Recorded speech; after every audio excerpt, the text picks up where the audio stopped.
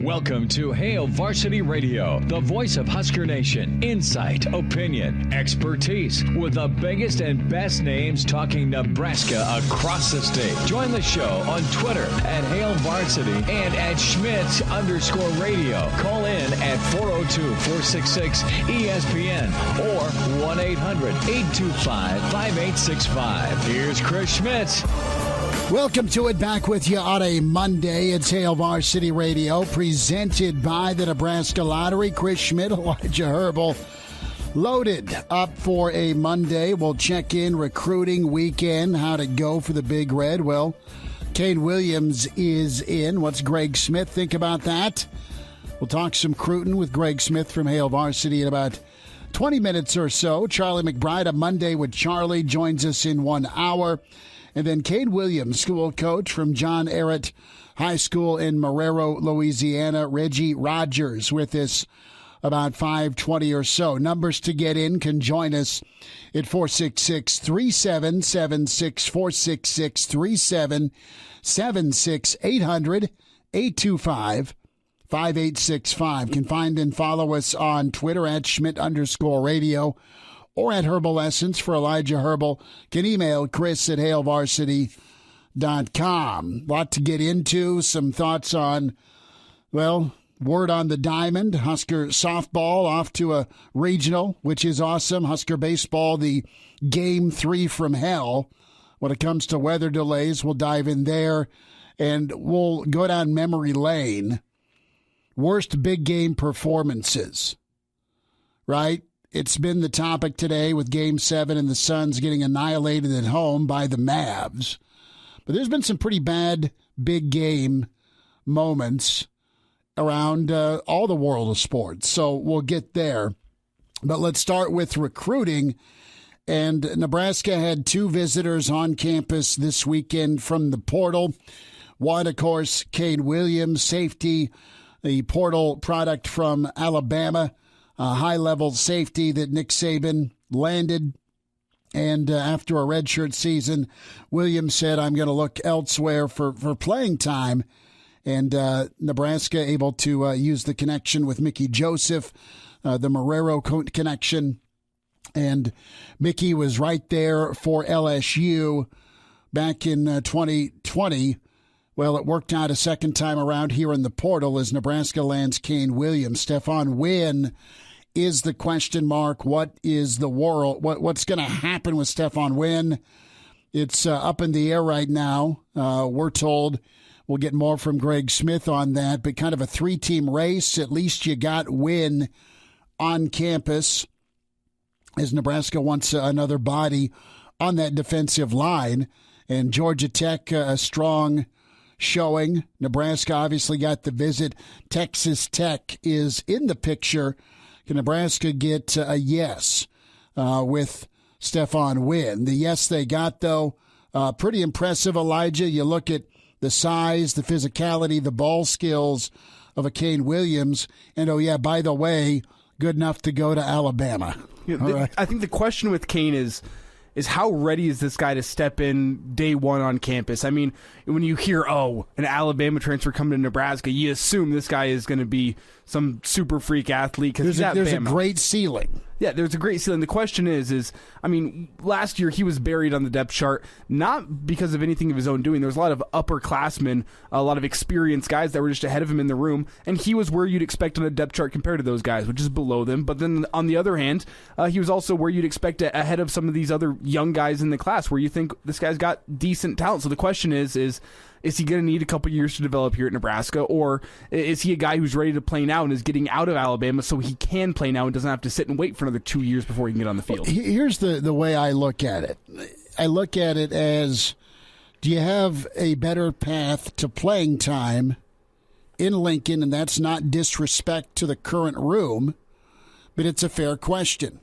And it's presumably based on recruiting rankings. You have more talent in Alabama's secondary room than you do in Lincoln. I mean, you have 2 guys, both at the safety spot, who are probably going to be first 2-round picks next season. And that's what Nick Saban does. Mm-hmm. That's what Nick Saban has done. All right? Now, not to throw shade on Coach Fisher's room. He's been here, and Nebraska's had somebody from the secondary go, make a roster, or stay in the league. So it's not like Fisher's doing anything wrong. You just got to kind of revamp. And you look at what Nebraska's done here. Nebraska's looking at adding talent and some depth, and this is the 8th scholarship defensive back Nebraska's added to their 2022 roster, be it high school, be it JUCO, or, of course, through the portal. And what you have to keep in mind is early on what was common, attrition. You have had a lot of roster turnover in Lincoln, and a lot of that roster turnover from the state of Florida when it comes to the defensive back room.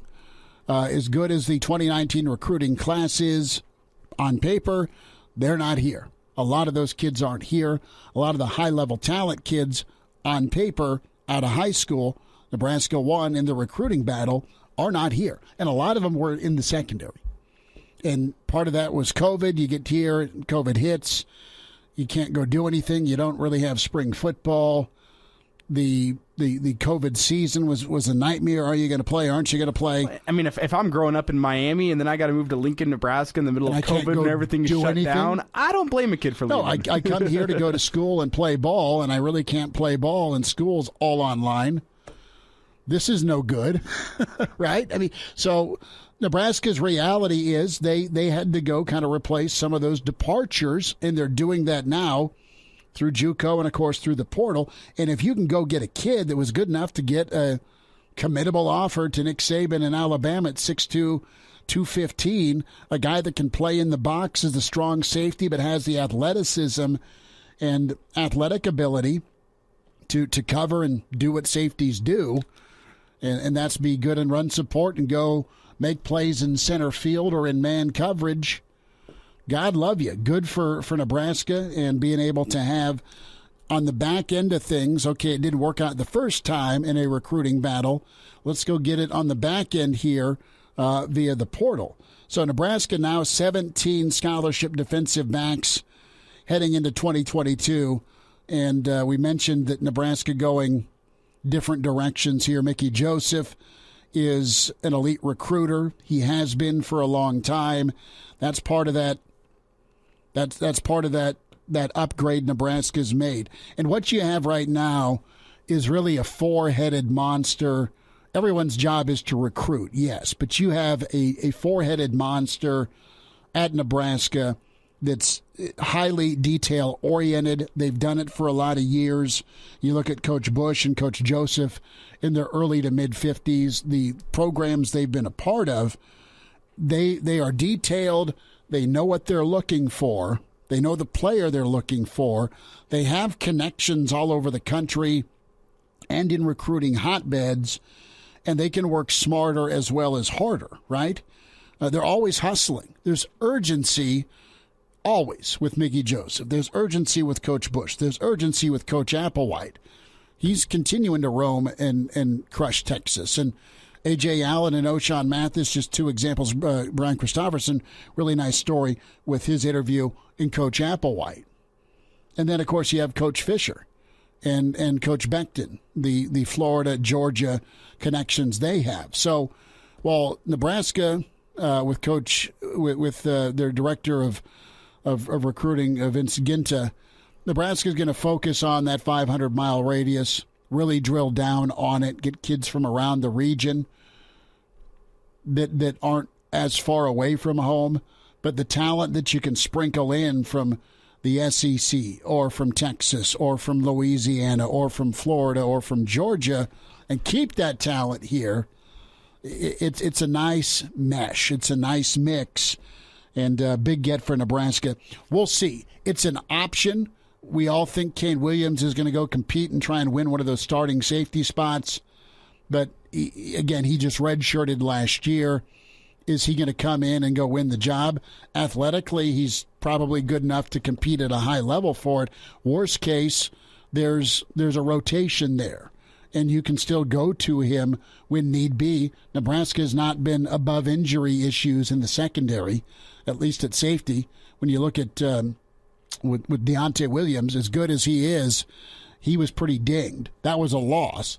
Now you've got options back there in the secondary. You've got to replace those two back-end guys. Yeah, and it seems like the battle is going to come down to, Noah Pola-Gates, Kaine Williams, throw in there Braxton Clark. Which names am I forgetting in that safety room? Well, I mean, you have plenty of options at safety. They don't have starts. I'm pulling up the roster right now with safeties off the time because it's an open competition. Completely open. We'll talk to Coach McBride a little bit here about what you need in that safety spot. But you've got Deshaun Singleton, of course, right? Mm-hmm.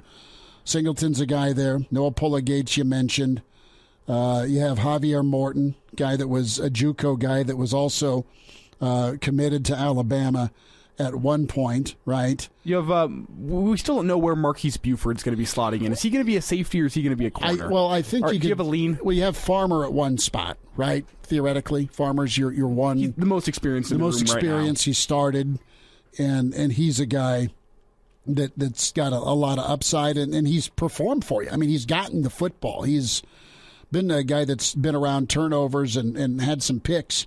So do you keep Buford at a safety spot if he wins the job, or when he wins the job, right, along with Miles Farmer, and then, or do you like Buford at corner opposite Newsome, right? And you still have Braxton Clark there. You still have Tommy Hill there, right? You still have the kid from Northern Iowa, Omar Brown. I mean, you have a lot of options right now if you're Nebraska in that secondary. And then from a slot standpoint, I mean, Jalen Gould's a high-level incoming player. Jalen, the kid out of Jersey, don't count him out, right? And, you got your former five-star Tariq Johnson that's on campus, right? So you have plenty of options. Taman Linehams, the one, holdover from one of those classes, right? So that's where you're at with Nebraska. I think Farmer and Newsome are your two known guys, all right? One at corner, one at safety, your other safety spot, your other corner spot, and then your nickel slot spot is still up for grabs. And quite frankly, it's probably, knowing Coach Fisher, it's all up for grabs. But at least from an experience standpoint, both those guys we touched on have started at least. I think really the only guy in that secondary room that we should expect to be a starter when entering fall camp is Newsome, Quentin Newsome. Mm-hmm. Miles Farmer hasn't shown himself to be rock solid from the safety position. He's been good when he's come in, but we haven't really seen him play as a starter. Noah Pola-Gates, spot duty versus winning the job. Noah Pola-Gates has really been a special teams guy to date at Nebraska. We don't really know what to have in him. And then you have new guys coming in competing. And then you look at the competition of that corner spot opposite Quentin Newsome, where it could be Buford, it could be Tommy Hill, it could be Omar Brown. There's just a litany of names. Braxton Clark's got an insane frame, right? I mean, Braxton Clark's at 6'4". I mean, just a great body type. And look at the difference between what Nebraska has in the secondary room in terms of competition, in terms of ways they can mix and match with that room to find the best combo versus what Nebraska has along the defensive line.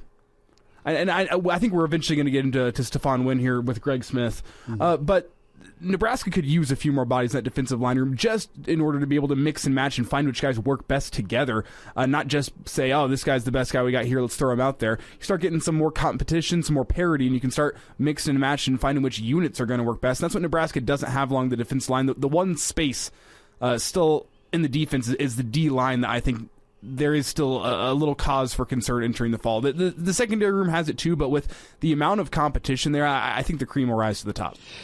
Totally agree with you there, but good get for Nebraska. Husker baseball is just, 5-11 now in one-run games. You get walked off. Kobe Gomez crushes a grand slam, and then slowly in those middle innings, pre-weather delays, Illinois starts chipping away. It's 4-1, then it's 4-2, then it's 4-3, and then it's tied, and then you get a 3-hour and 5-minute delay, another delay after an hour and a half delay, and then an error causes things to go sideways for you. The two batters get on base with singles in the bottom of the ninth, and the Illini walk you off after coming back. So the win keeps Illinois in position for a Big Ten regular season title. Nebraska, had they won, could have finished as high as fifth in the league. It is still touch and go for Nebraska to even make their way to Omaha for the Big Ten tournament. The only 8 teams go, and they'll need some help, but they got to sweep Sparty starting Thursday. Yeah, we did the math this morning on the Morning Hookup. Will Wilson and I did that show from 9 to 11 here locally, and we did the math, and there is one circumstance where Nebraska needs a lot of help should they win 2 games this weekend against Michigan State. If they sweep, there's a much better chance. The teams ahead of them really are playing the top teams in the Big Ten. So with this sweep, I'd actually kind of like Nebraska's odds of making the Big Ten tournament, but anything short of a sweep, and it becomes very, very unlikely. Yeah. I mean, to get a sweep is not automatic, and then to get help. Well, correct me if I'm wrong here. I don't think Nebraska has a sweep this season. Don't believe so. Not a single one. So. No, they've been swept, but they do not. They own brooms. We know they do. Can they use them this weekend? Greg Smith will hit recruiting next. It's Hail Varsity. We're presented by the Nebraska Lottery. Hello, listener. Hey, it's Chris Schmidt with Hail Varsity Radio, and I wanted to let you know about a special deal just for listeners of the Hail Varsity Radio Show podcast. We're offering $10 off the annual subscription price of $29.99. That means that you, for less than $20, can get everything we do. 10 issues of our monthly magazine, our annual football yearbook, and all the premium content we produce at HailVarsity.com. Just go to HailVarsity.com/subscribe and enter in the promo code GBR for $10 off a full year of Hail Varsity. That's HailVarsity.com/subscribe, promo code GBR. And we're back Fellas, think we could listen to the radio on Hail Varsity Radio, presented by the Nebraska Lottery. Yes! That's awesome! Back with you on a Monday. It's Hail Varsity, presented by the Nebraska Lottery. Chris Schmidt, Elijah Herbel. We welcome in recruiting insider with HailVarsity.com and magazine, Greg Smith, with us at Greg Smith HV on Twitter.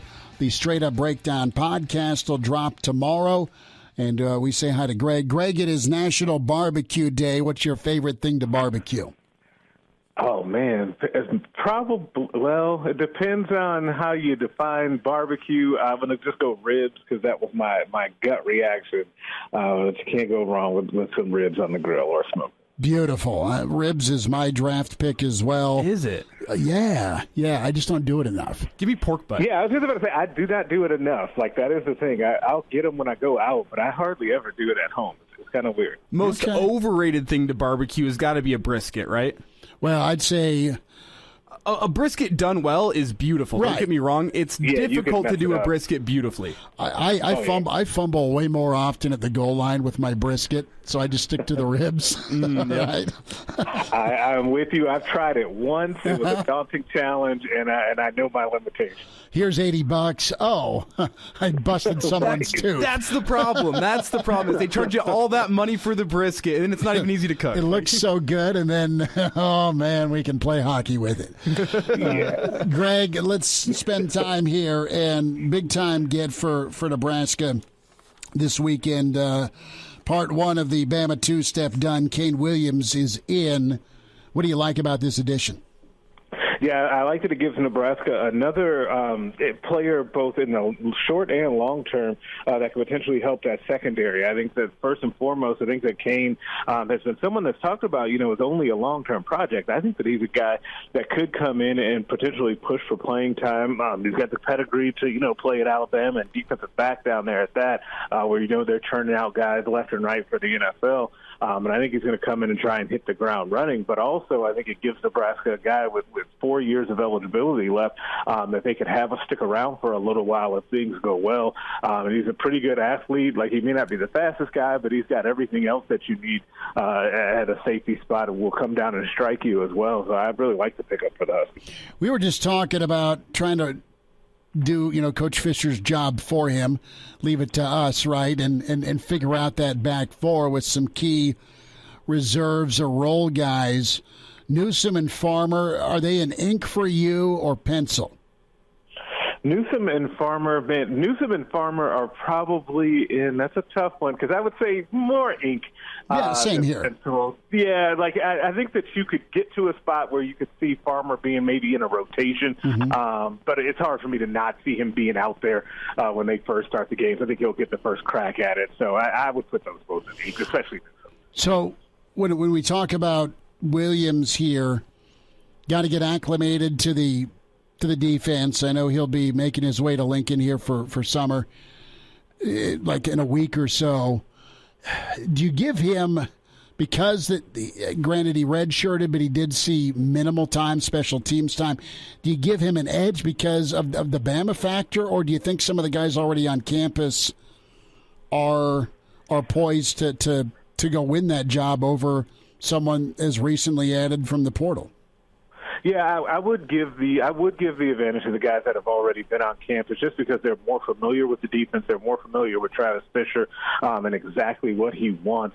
And it is tough, and that bar is high for a guy to come in the summer and snatch a starting role. We're going to see it essentially in a couple other spots, but at safety, it's going to be a really difficult ask given the guys who are already in the room. Greg, if you had to put your bets down today, who do you think are going to be the two safeties coming out week 0 against Northwestern?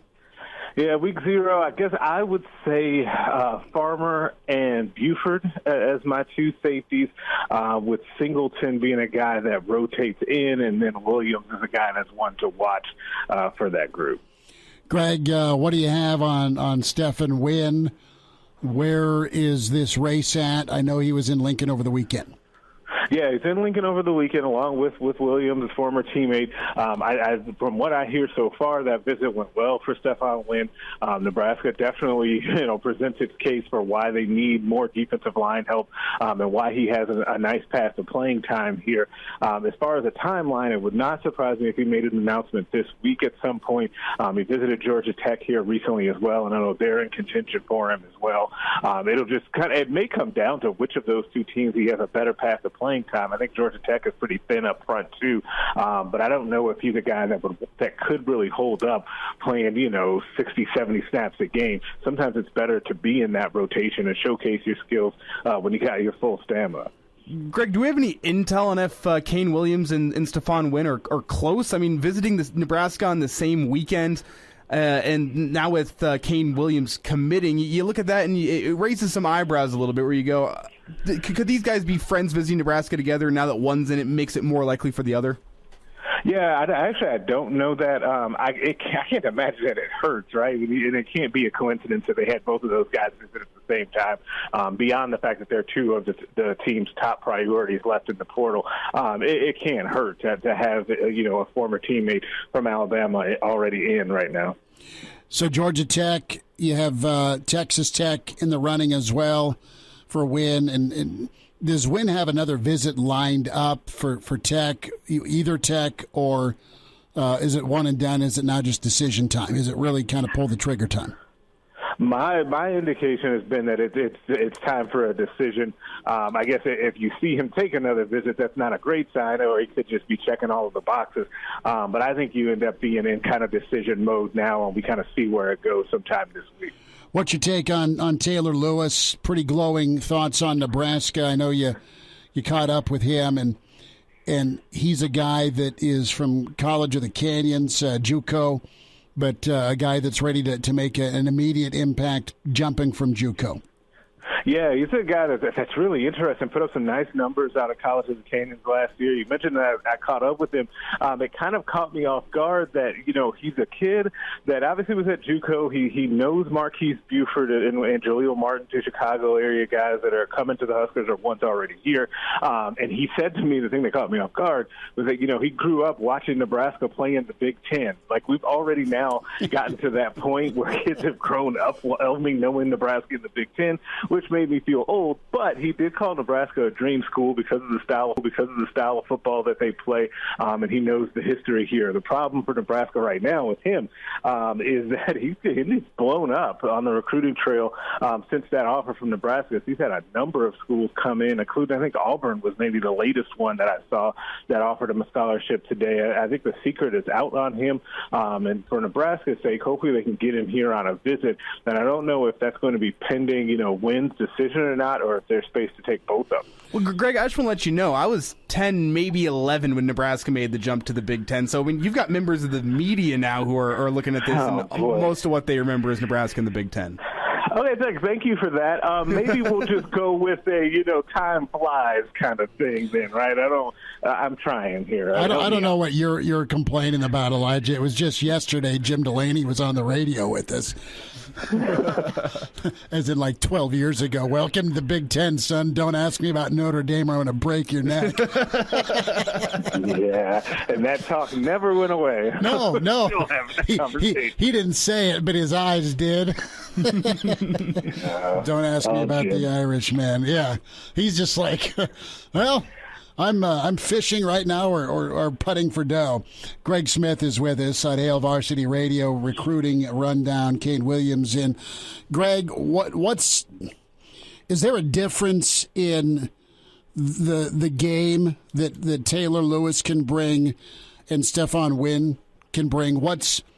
How are they similar? How are they different? I know they're big bodies, obviously, but is one better at run versus pass rush? Are they both good at both facets on the line? What's your film take? Yeah, the thing that I like about both of them and why I wouldn't mind if Nebraska, could find a way to get them both is that they're pretty different. Wynn is more of your classic, nose guard type of player that's going to eat up some space and be able to stop the run, and that was kind of his role at Bama and what he was kind of billed out of high school. And then on the other side, Lewis is a guy he's a smaller guy, more of a Devin Drew and small, being relatively speaking, more of Devin Drew's body type where he's more of a 4-3 defensive tackle that can get after the quarterback, can play the run, but is really good at getting upfield. So they're really two different types of defensive tackles and really kind of represent what Nebraska needs to get on that line. They need both. They need a guy that can come plug some holes and can stop teams like Iowa, Wisconsin, and Minnesota from running the ball, but you also need guys to be able to defend the pass in this league as well, especially if they're going to be playing more of that 4-3 defensive line or defensive alignment this year. Well, and, the thing, too, is you go with a little smaller defensive tackle, and that quickness can really cause problems on the interior, getting after the quarterback, collapsing that pocket from the inside versus hoping you beat somebody off the, beat a tackle off the edge and get to the quarterback. You just pray that you can hold up against the run. Yeah, absolutely. But that pass rush up the middle also helps your pass rush on the outside, right? So that also frees up your O'Shawn Mathis, your Garrett Nelson, Caleb Tanner, and those guys. It all works together. But you're right. The whole deal is can you hold up against the run? Because that's why, we're kind of here in this spot anyway with them trying to land these defensive linemen if they've got to figure out a way to become more stout up front. Greg, let's look to the first weekend of June. And, of course, next weekend's also a big visit weekend potentially for the Big Red. Yeah, this coming weekend is a really big one, and I know that the first weekend of June is going to get a lot of talk already, as it should. But with four-star offensive lineman Caden Green from Kansas City coming in this weekend, as well as high three-star wide receiver Jaden Doss from Kansas City, this is going to be a really important weekend for the Huskers for a couple of regional targets. And then June 3rd is just going to be massive. I think you have your first Friday Night Lights that weekend, and you're going to have a huge visit weekend now being headlined by Malachi Coleman, the four-star out of Lincoln East. Greg, last thought here, probably 30 seconds left. I just want to get your take on Luka going ballistic against the Suns last night. It was a beautiful thing to watch. I'm a Luka fan, and anytime we can poke fun at Jacob Padilla's Suns, I am A-okay with that. So, yeah, I loved it. It was great to see. Are you team CP3 or no? No. Are you team Pat Bev? I'm a guy that I respect him, and I recognize that he's a great point guard, an all-time great.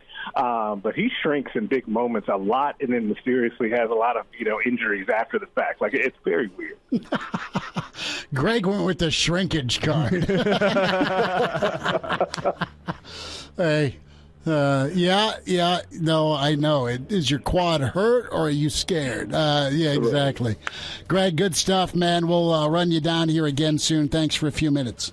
Hey, have a good one. Enjoy the weekend. There he is, Greg Smith. Check out his podcast with Hail Varsity, Hurrdat Media, straight up breakdown at Greg Smith HV. Some thoughts on that NBA shrinkage on the way.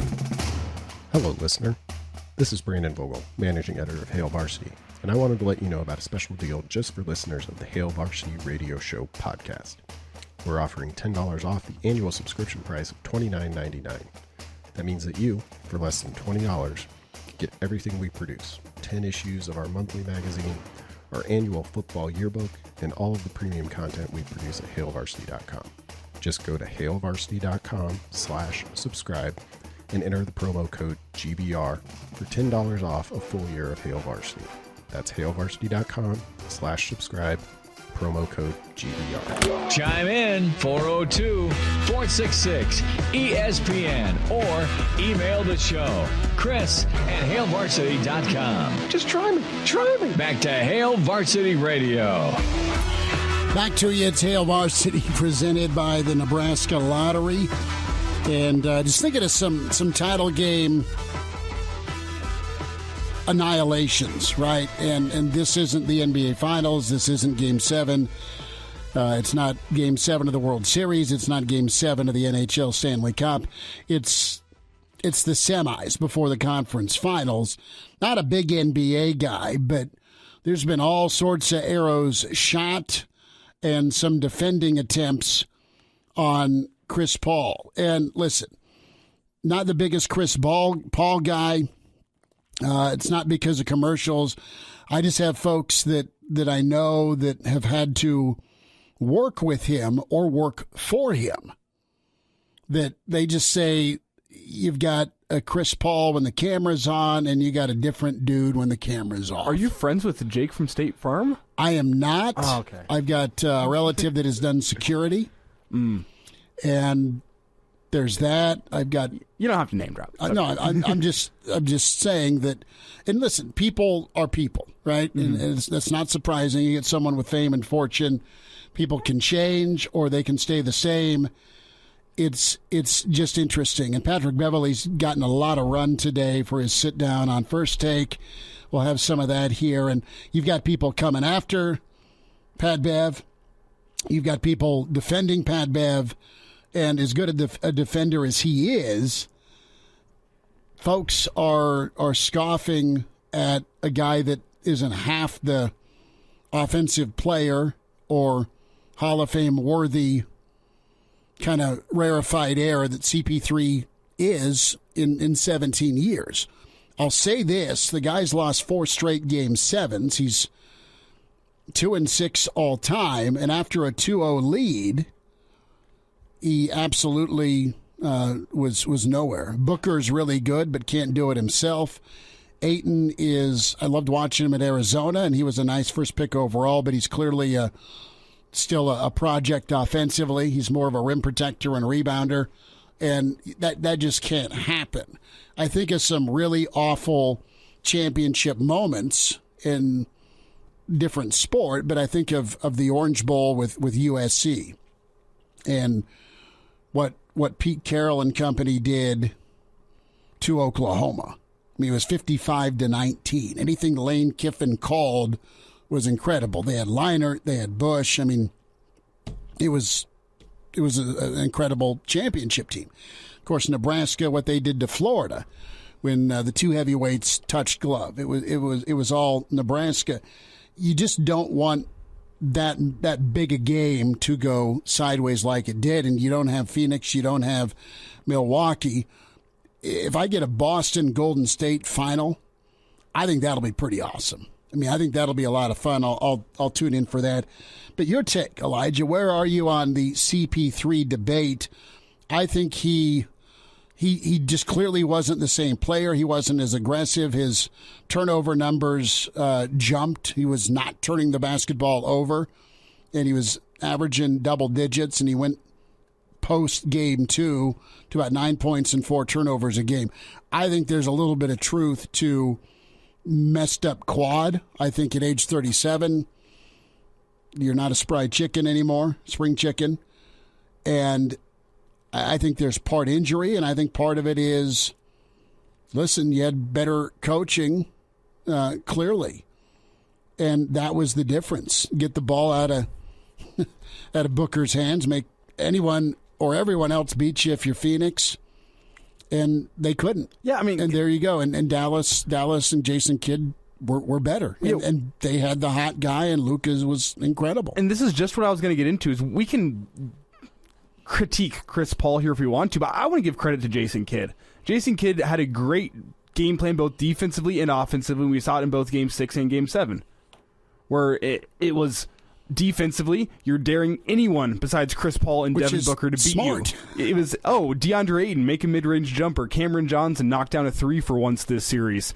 Cameron Payne tried to do something again. I mean, the defensive game plan was great, but offensively almost even better, where it was pick and roll, get Luka into isolation with DeAndre Ayton, make DeAndre Ayton get out and guard him in space. Yeah. And that's just advantage Luka all day. I mean, that's why you saw Luka dominating yesterday, is because who was guarding him? It was DeAndre Ayton, Bismack Biyombo, someone who should not be guarding Luka. And that comes down to both the offensive sets and the defensive sets from Jason Kidd. I thought he did a masterful job and outcoached Monty Williams throughout the last 4 games of the series. Well, and you've got that X factor in Luka, where if you put someone who can stay with him or at least guard in space better, you're not going to find anyone the size or ability athletically to stay with Luka. He'll either take you on the block or he'll drift out to 3 and shoot over you. Yeah, so you had no answer. And then if you try to put Chris Paul on Luka, he's going to back you down. Devin Booker's too small. DeAndre Ayton's too slow.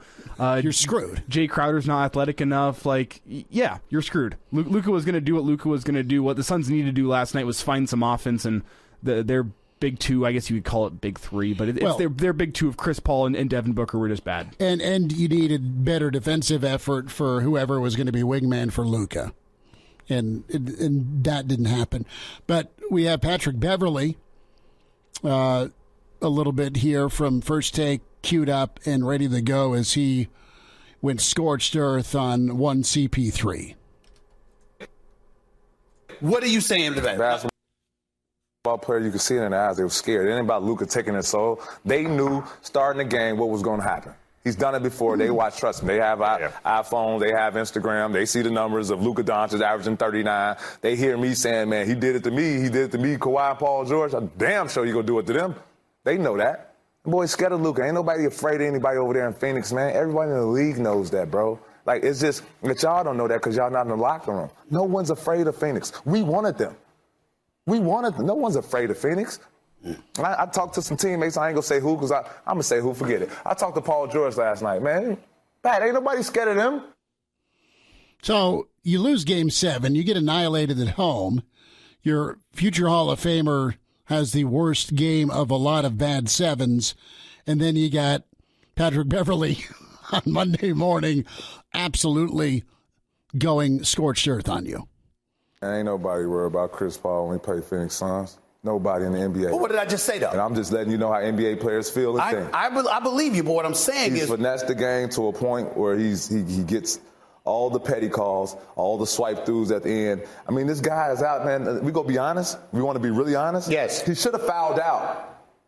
He should have fouled out. The last game, too. You see the replay against Brunson, hit him on the shoulder, hit him in the mouth, ref don't call anything. If that's me, review it. Flagrant 1. If that's him, they don't call it. So let's not get it twisted, man. He should have fouled out. He can't guard. He literally can't guard. He can't guard. Yeah. He can't. Chris Paul can't guard anybody? Is that what you say? Did you see that? No, he can't. Everyone knows that. Excuse me. No. I don't know that. I haven't heard anybody tell me that. Because you haven't suited up. You know, guys don't like to tell you all the truth. You know that. Because they scared. They scared what you going to take with it. No, he's right about that. They will lie. I don't care. He's honest. They will lie. That is true. He's not lying about that. CP can't guard nobody, man. Everybody in the NBA know that. Everybody know that. He can't guard anybody. Wow. He went on to call him a parking cone. You just go around him. He's orange. He's wearing orange. Sun's uni. You just go around him. You can dislike Pat Bev all you want, but you got to respect the entertainment value. That's absolutely it. We'll wind down hour 1. Coach McBride's on the way. And now, back to Hail Varsity Radio. Back with you, Hail Varsity, presented by the Nebraska Lottery. More on Kaine Williams, the Bama safety that's now in Lincoln and committed to Nebraska. His high school coach from John Ehret High School in Marrero, Louisiana, Reggie Rogers. Coach Rogers with us in about 30 minutes. Coach McBride 10 minutes away. Big thanks to Dustin, who tweeted in, Nebraska did, in fact, sweep Ohio State this year. In baseball, right. Dustin, thumbs up to you, brother. Thanks for the correction. It's been a long year for Husker baseball. They are loading up with JUCO kids to maybe infuse some talent. And they've got talent on the diamond. It's been a mess for them with what can go wrong, has gone wrong, either injury-wise or on the mound from a consistency standpoint. And they had a lot of pop. That second game against Illinois, Nebraska shows up the right way at the park. They can get enough runs to win about any ball game. They just haven't done it as often as they'd like. And I'm anxious to see the pitching staff rebound, in future next season for sure. See what they have. They've had to kind of get rid of a couple of guys out of that pitcher's room as well. So kudos to Dustin with the info. You have state baseball scores. Kevin Suits passing this along. Lincoln Southeast winning the elimination game against Westside. Lincoln Southeast 14, Westside 5, Elkhorn South 10, Kearney 8. And then for Class B, Central City, Fullerton, Centura 7-4 over Norris, Scott 10-5 over Gross. So Max Butenbach and company, those Knights are ready to rock and roll. They'll face Elkhorn South. And the main takeaway here for me is Norris bounced after only 2 games in the state tournament. That's a surprising result for that Norris team. I know they have good squad, really good squad. They got the Fountain kid who's committed to Florida State. Got an umpire for him once, and he lived up to the billing.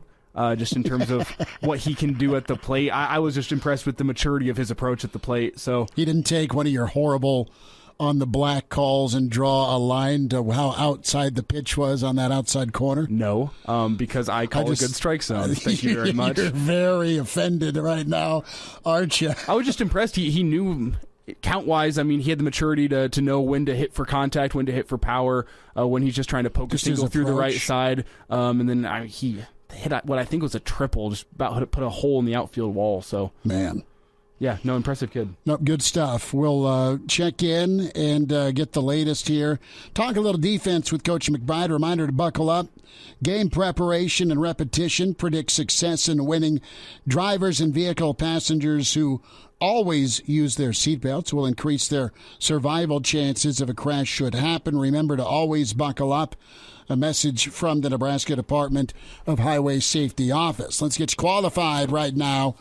And caller 9 to beef up your backyard. Your chance right now to qualify for that smoker, the Smoky Mountain Cooker Smoker from Capitol Patio and the Flame Shop. Also a gift card to Russ's Market.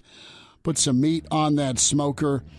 Can log on ESPNLincoln.com. Qualify online, but qualify right now at 466-3776. 466-3776. 76. Caller 9 qualifies to beef up your backyard. The smoker from Capitol Patio and the Flame Shop and the gift card to Russ's Market. Caller 9 right now, 466-3776. Pardon the interruption, but I'd like to save you some money.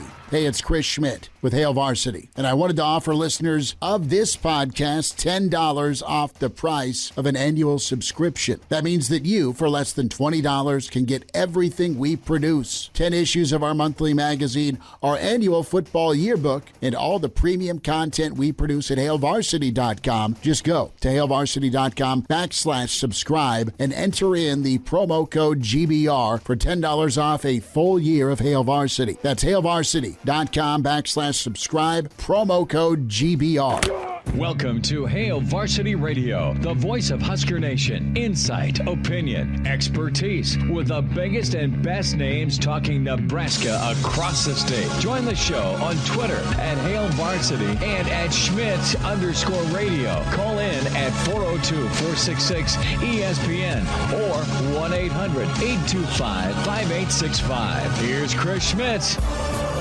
Welcome to it. It's Hour 2 at Hail Varsity Radio, presented by the Nebraska Lottery. Chris Schmidt, Elijah Herbel, as we're going to effort to get Coach McBride on the horn. We'll see where Coach is at. You know what? I hope he's sunning himself. Hope he's got the weather we have here in Lincoln, up there in Michigan. Hopefully it's warm, and I don't know that he'll take the plunge into the icy cold northern Michigan lakes. I don't know if the water's heated up yet. Numbers to get in can join us here on Hail Varsity Radio. 466-3776,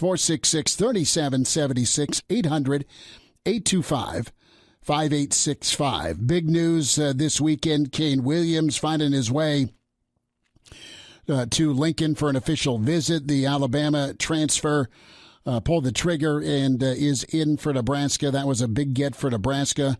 On the docket for Nebraska, though, Stephen Wynn, defensive tackle, former four-star IMG kid, still trying to figure out what he wants to do. Georgia Tech in the running, Texas Tech as well. And you look at where Wynn is at, made the trip to Lincoln, would kind of help out in that interior nose guard spot, 6'4", 308. Also, Taylor Lewis, defensive tackle from JUCO College of the Canyons. Lewis, a guy that can get after the quarterback, decent to good against the run, but Lewis's recruitment has continued to spike. Be sure to check out the interview we had with Greg Smith, recruiting insider, as Greg said that with Lewis, a guy with his level and his speed and athleticism, a lot of schools are calling for Lewis.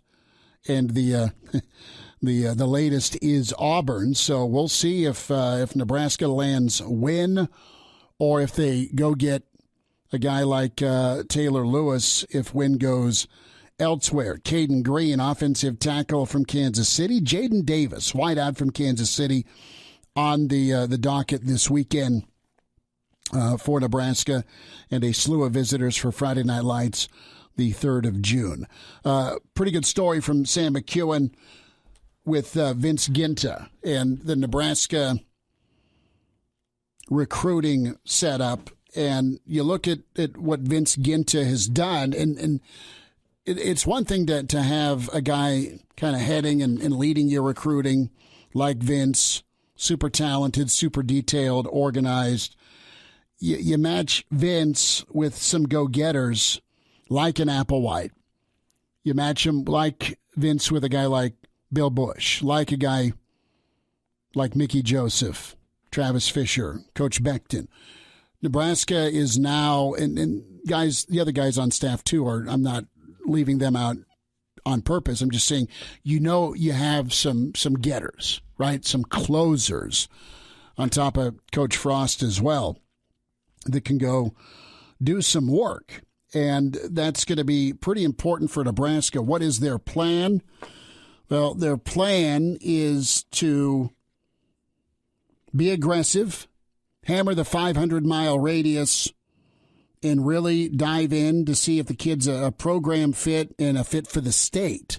That seems obvious, but Nebraska, I think, when you get here from Central Florida, here's where you're coming from, right? You're coming from the AAC, who the last several coaches to come out of there all got plucked to major programs, right? Maybe not Coach Rule going from Temple to Baylor, but he killed it at Baylor. I mean, they were 0-11, and he flipped them around to a BCS bowl, and then he's off to the NFL. Coach Herman, killing it at Houston, even landed a 5-star. Ed Oliver.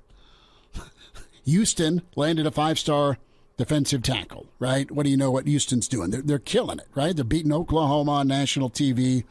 They're playing in the New Year's Day 6.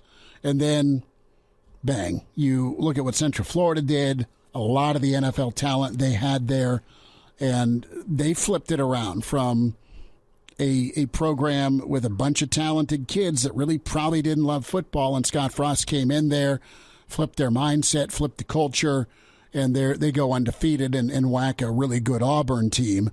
The Auburn team that beat both teams that played for the national championship that year in Georgia and in Alabama. Well, you come up to Lincoln, and what happens? You go with what you know from an offense and a defensive style. How does that work in the Big Ten? And Nebraska's had to make some adjustments.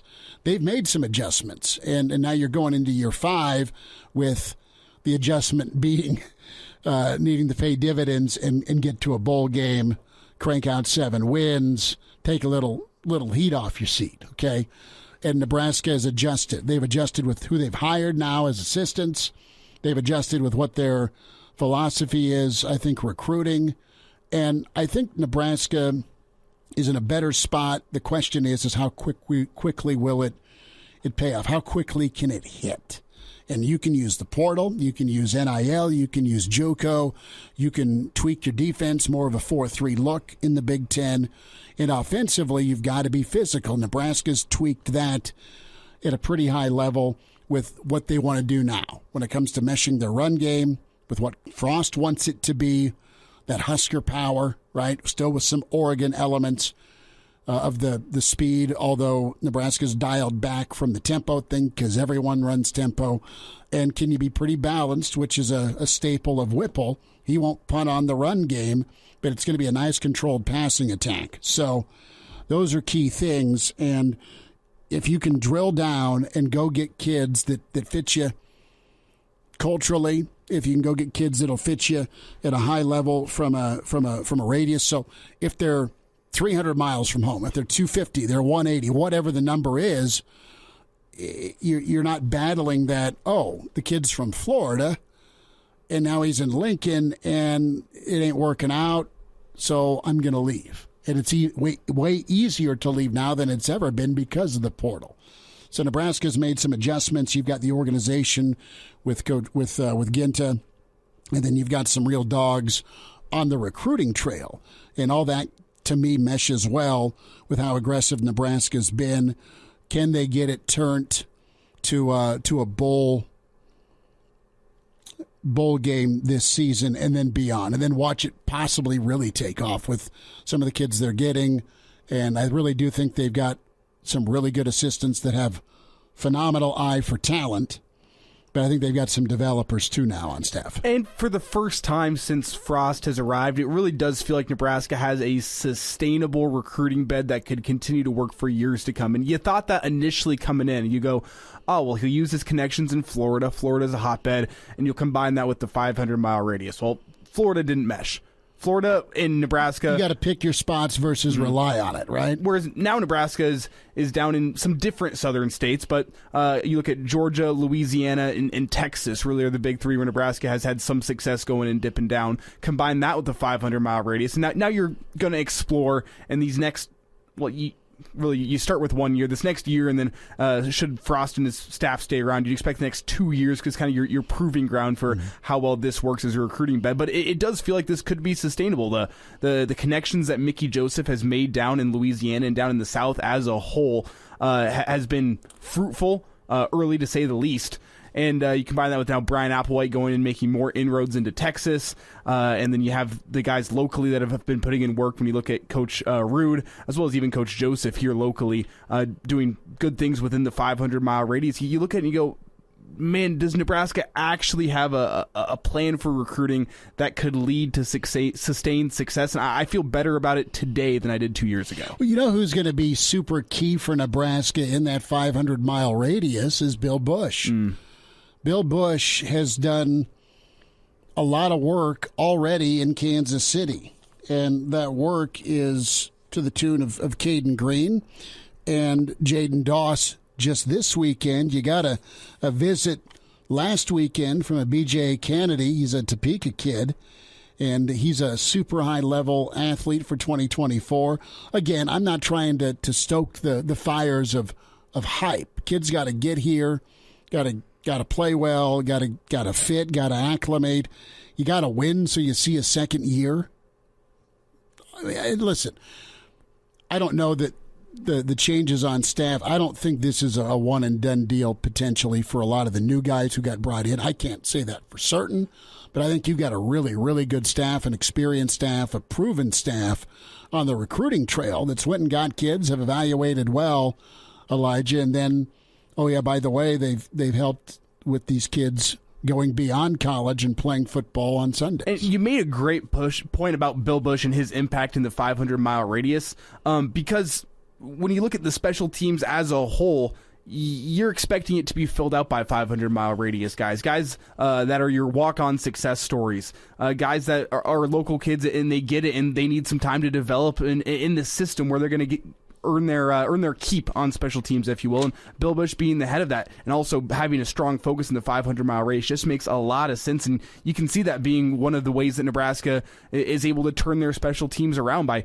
going and getting 500-mile radius guys that maybe would be off to South Dakota State or off to Wyoming and bringing those guys and making those guys your special teamers, at least early on in their career. And there's really nothing wrong with being a career special teamer either. And turning the special teams around with those guys because those are guys that have been finding success on special teams. I think of Phelan Sanford as one, Brody Belt's another, all these 500-mile radius kids that have done well on special teams, and Bill Busch is going to make a further inroad into that. Well, and think of a local product that was slated to go off to the Dakotas, Luke Reimer. Look how talented and, quite frankly, elite he is as a linebacker. Nebraska was able to keep him from going. That just a case in point of not even a 500-mile radius, probably a 50-mile radius, right? You look at call it 15 potentially. But back to Busch and Kansas City. I mean, we talk about attention to detail and organization. It feels better when you talk to some of the recruiting folks because of how organized it is. And you can say a lot of things about Billy C., but Bill Callahan recruited the hell out of Nebraska for Nebraska.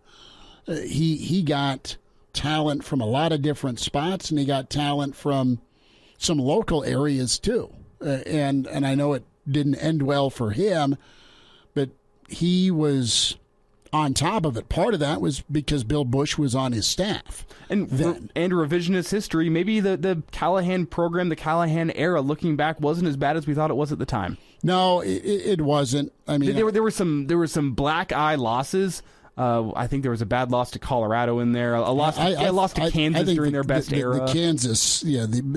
Oklahoma State at home. I remember that one being bad. Yeah, that wasn't good. There were the black eye losses, but the program as a whole wasn't in as bad a place, I think, as at the time. We looked at Nebraska football and went, oh, they missed a bowl game. This is the worst thing ever. Combine that with a couple bad losses.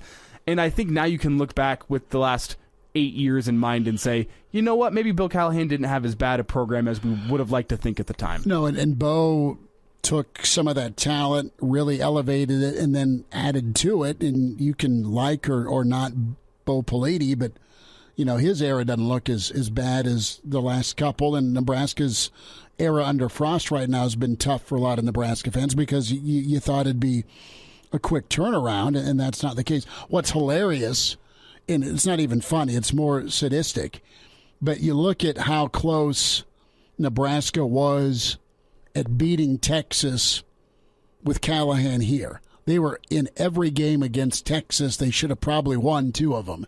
They didn't. You look at the Riley era, they were in every game and probably should have won 2 of them against Wisconsin. The teams you're trying to, that you hate and you want to get over the hump against, if you're a Nebraska fan of all of the teams in the old Big 12 and in the Big 10, You were so close so many times to those 2 teams with 2 coaches and their 2 eras that didn't end up working out. Well, on the other hand, for the Mike Riley era, you also have the, what was it, 2 or 3 years that Ohio State didn't punt once? No, I'm not sticking up or saying that was a great idea. I'm just saying it's funny how there's a lot of like venom still for both guys, or at least their tenures here, and you were an eyelash twice from being 2-0 against Texas. You should have started Joe Gans instead of Sam Keller. You screwed that up. And then with Riley, you can't get a first down or run the clock out, and Gaglione drills a field goal after doinking one. And then you have the overtime loss in Madtown as you're ranked 6th in the country and you're unbeaten. See, I'm prepared to admit that I may have slandered Bill Callahan too much 10 years ago. We all did. I'm prepared to admit that. I'm prepared to be the bigger man and say, you know what, maybe I wasn't as correct about my takes about Bill Callahan as I thought. I'm not ready to do that with the Mike Riley era just yet. Well, give me 10 years on that one. The case in point, though, is Bill Bush, the 500-mile radius, and the fact that we talk about this 2024 athlete, B.J. Kennedy, out of Topeka. Bill Bush knew the kid's a baller, okay? Bill Bush also knew that, guess what, he's in town for a basketball tournament this weekend. So what am I going to do? I'm going to make sure that there's some connection, because Bill Bush has connections with Kennedy's dad, and away you go. So details, connections, what's your network look like? Nebraska's got some guys with fantastic networks. Part of that network, Reggie Rogers from Marrero, Louisiana, head coach of John Ehret, and his former player, Kaine Williams. We'll talk about him next. Pardon the interruption, but I'd like to save you some money. I'm Brandon Vogel, managing editor of Hail Varsity, and I wanted to offer listeners of this podcast $10 off the price of an annual subscription.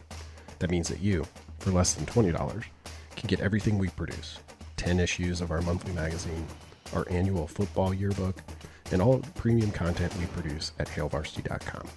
Just go to hailvarsity.com/subscribe and enter the promo code GBR for $10 off a full year of Hail Varsity. That's hailvarsity.com/subscribe, promo code GBR. And we're back Fellas, think we could listen to the radio on Hail Varsity Radio, presented by the Nebraska Lottery. Yes! That's awesome! Back into it at Hail Varsity Radio, presented by the Nebraska Lottery. Head coach, John Ehret High School, Marrero, Louisiana. Reggie Rogers with us, head coach. Coach, it's wonderful to meet you and spend a few minutes. Thanks for your time. How's your day? So far, so good. I appreciate you guys, calling and, spending some time with us today, man. We really appreciate what you guys are doing. Well, interested to hear about Kaine Williams, but first, Coach, tell me a little bit about your football program and what you got going on down in Marrero. Oh, we just wrapped up spring football yesterday down here. We had a little spring game that we get the chance to play against the opposite school, another school. We got good work, got some good young talent, some guys you guys will be hearing about here in the future. And I'm just glad we got out with no injuries and some things we can work on all summer. Reggie Rogers with us, head coach, John Ehret High School. Coach, let's touch on spring ball for a moment. That is not something that happens in Nebraska. You have a lot of other spring sports going on, baseball, track, golf, plenty of different options. I'm sure that's the case where you're at as well. But is it even a question? Do you have numbers to conduct spring ball with your team and your talent? Tell us a little bit about what you want to do in spring with your kids. Your seniors are exiting, so you have some guys, some spaces to fill, and it's a good time to get them, kind of acclimated to varsity football. Some kids that we have, on the team, but, nothing like getting, live bullets thrown at you, fired, and so you can get acclimated to the speed of the game. For as far as our numbers, we had 65, close to 70 kids out this spring, so we had quite a few, kids out for this time of the year. It's something, a tradition, to keep the kids going, looking forward to going into the summer. So we have pretty good numbers, and we had good work all spring. We get 10 days, pretty much of spring football, so pretty good practice time for us. That sounds awesome to have some spring sessions with your kids. Let's talk about Kaine Williams. Was it Alabama? Yes, now is it Nebraska? Coach, tell us a little bit about Kaine's initial recruiting process, what he did for you on the football field, and how he was able to land on Bama's radar. Bama got him over a whole host of high-profile schools. You can see when you see Kane, he stands out initially. He's a big, tall, long kid, rangy kid. And then when you watch him run and play, he got good ball skills. He gets to the ball. He will hit you. He's got great hands. So he stands out and pops out immediately once you turn the film on. His size, very impressive. The ball skills, with some of the tape we've watched, impressive as well. And when it came to making a decision to leave Alabama and look to Lincoln, spend a minute here. Did he consult with you at all? What was the process like for him in your mind to decide to leave Bama and look elsewhere? No, he did not consult with me, actually. We kind of found out here just like everybody else, through Twitter. We saw the announcement that he made. But calls immediately came, here to me, to school, to kind of ask what he was doing and trying to figure out, how can they get in contact with him. But he has a relationship with some of the guys at Nebraska and some of the other schools that kind of recruited him initially out of high school. So I'm pretty sure that once they heard the news that they were, right back, trying to get in contact with him and try to find out, where his head was and what it is that he wanted to do. Coach Reggie Rogers with us, Hail Varsity Radio, talking about his player in high school, Kaine Williams, now headed to Lincoln. And let's spend a second on Mickey Joseph, obviously from Marrero, his connection in the community still, and what type of impact does a Mickey Joseph still have in Marrero recruiting-wise? If y'all don't know, Mickey was a heck of a player, high school player here in number one quarterback. At Shaw High School, right down the road from us. His presence is felt. He's always welcome home. Hell of a coach, excuse my language, but, he and Kane are close, what I'm saying? They have a relationship with each other. So it was just a no-brainer that, Mickey, being in the position that he's in, would recruit Kane all over again and try to build another relationship with him and try to get him to come where he's at. I think it's a good fit. And that, like I said, Mickey's a great guy and a great coach and a great mentor for Kane. He's going to be in good hands. Tell me, Coach, you said you think you got some guys coming down the pipe that might get some interest from Nebraska here in the coming years. And with that relationship with Mickey Joseph that he's built in that area, I want to get your take personally. If Nebraska came knocking on one of your kids here down the road, what are your thoughts on Nebraska? I mean, this is a Nebraska-themed radio show, so I'll warn you. But just I want to get your unfiltered take on what you think about Nebraska.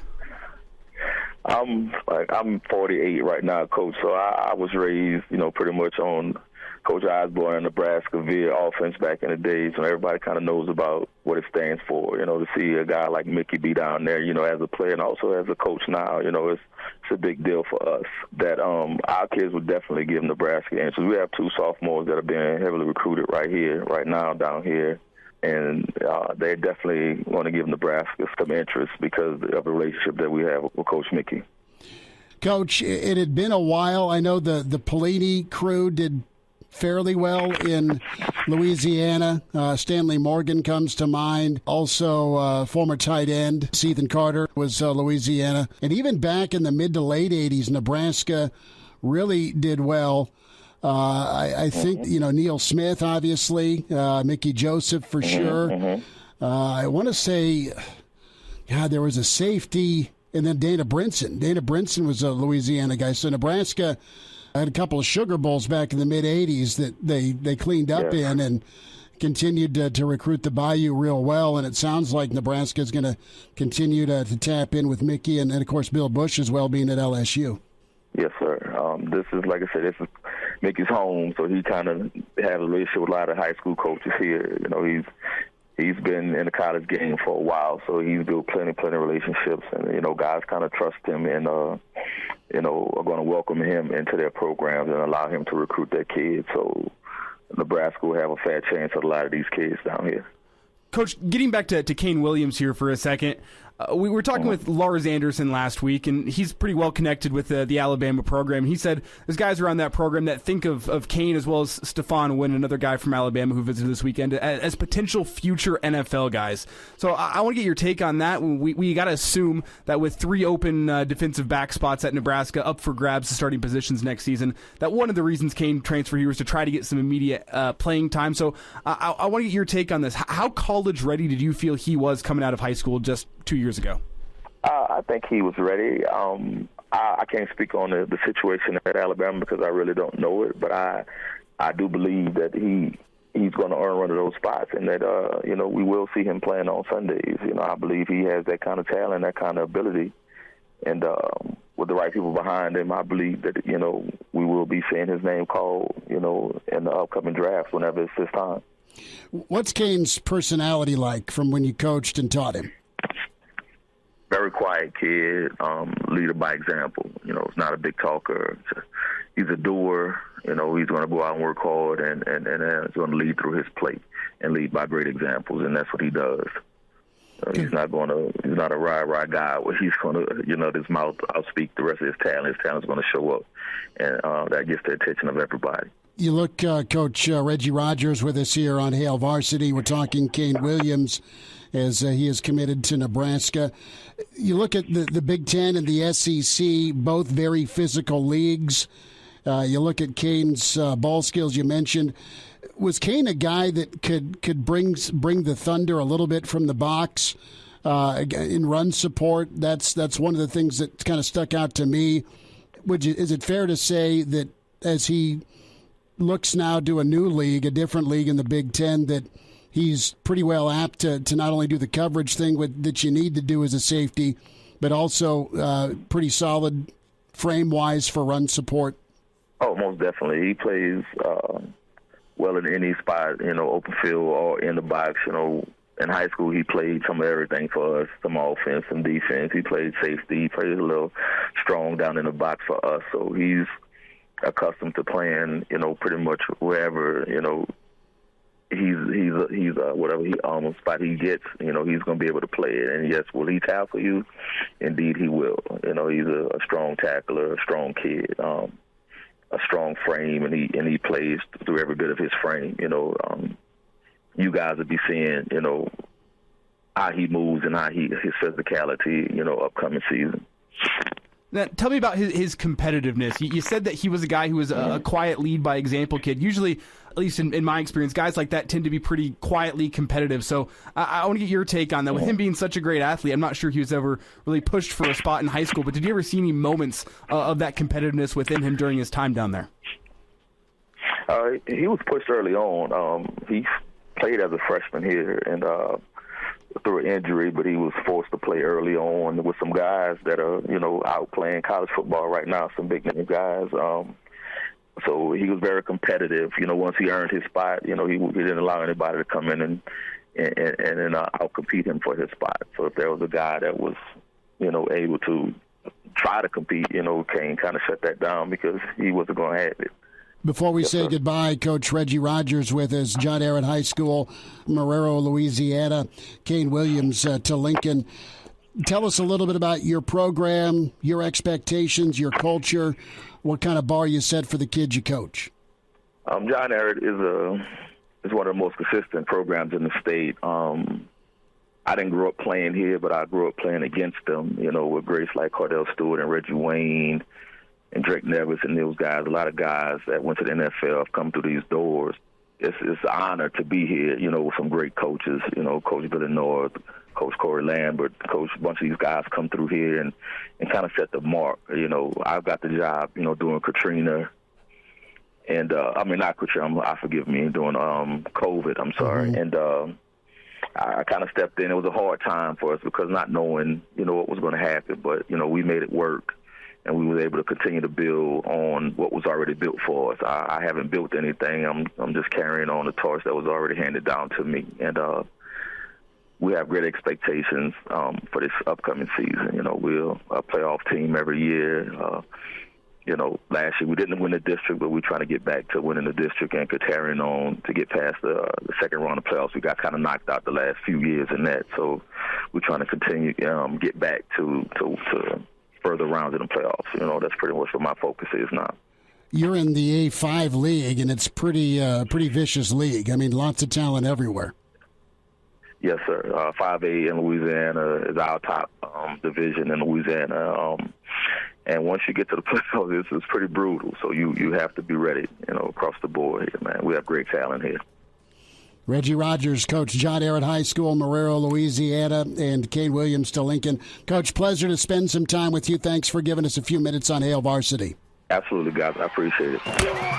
Like what you hear, high-quality radio and podcast is part of what we do at Hail Varsity. Hey, it's Chris Schmidt with Hail Varsity Radio, and I wanted to offer listeners of the Hail Varsity Radio Show podcast $10 off the price of an annual subscription. That means that you, for less than $20, can get everything we produce, 10 issues of our monthly magazine, our annual football yearbook, and all the premium content we produce at HailVarsity.com. Just go to HailVarsity.com/subscribe and enter in the promo code GBR for $10 off a full year of Hail Varsity. That's HailVarsity.com/subscribe, promo code GBR.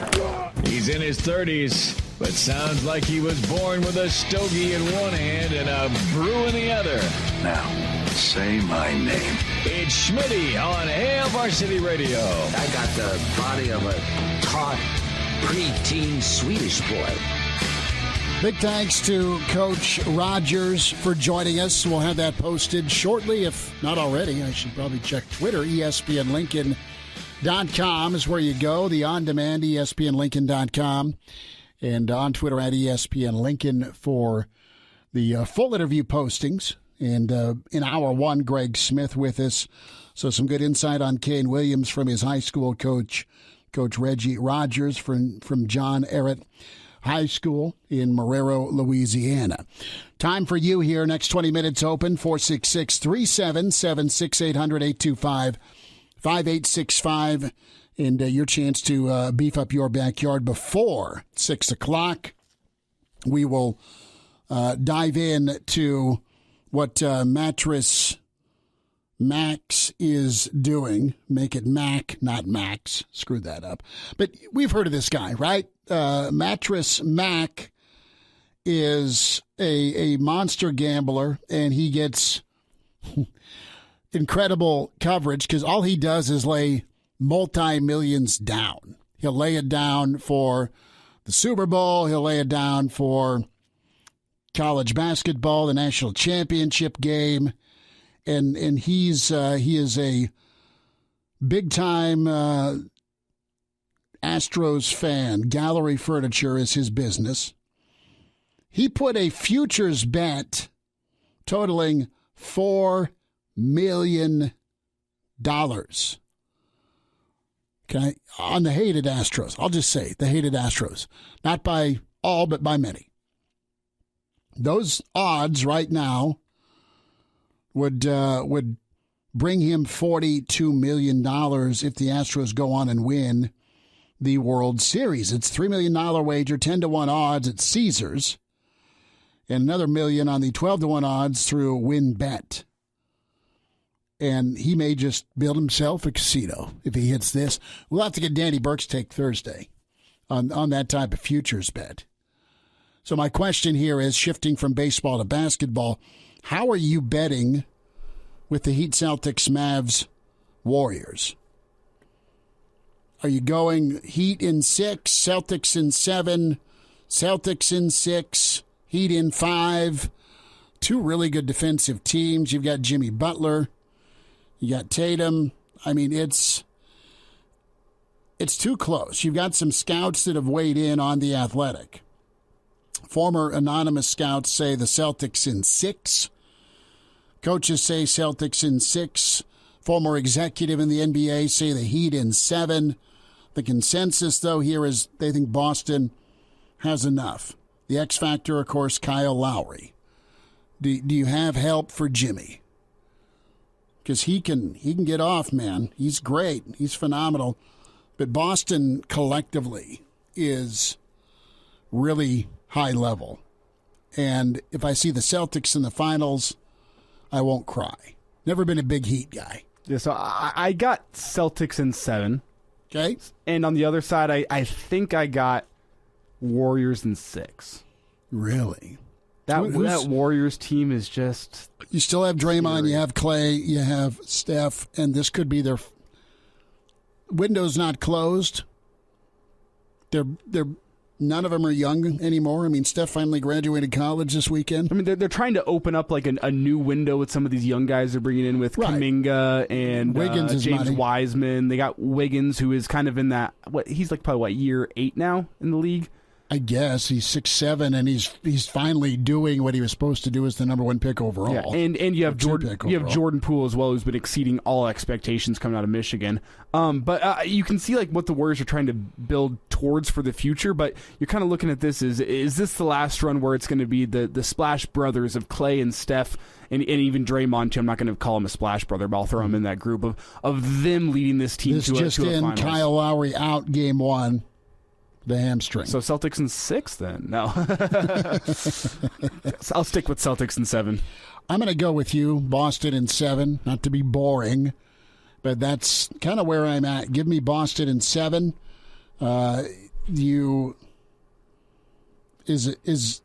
Iggy going to be healthy enough? Do you put Wiggins on Luka? I mean, what do you ask Wiggins to just kind of drill down defensively? And that's your assignment, get us 12 and 10, but for the love of God, play good defense.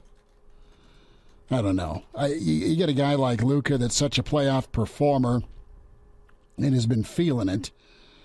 I do love Draymond because Draymond's the type of guy that he can pull the Rodman card and get under your skin and intimidate and be physical. He's the enforcer. And Draymond's a 3-for-9 shooting guy, but he'll get you 17 rebounds and 8 assists, some steals, some hustle plays, but he's the backbone of the toughness.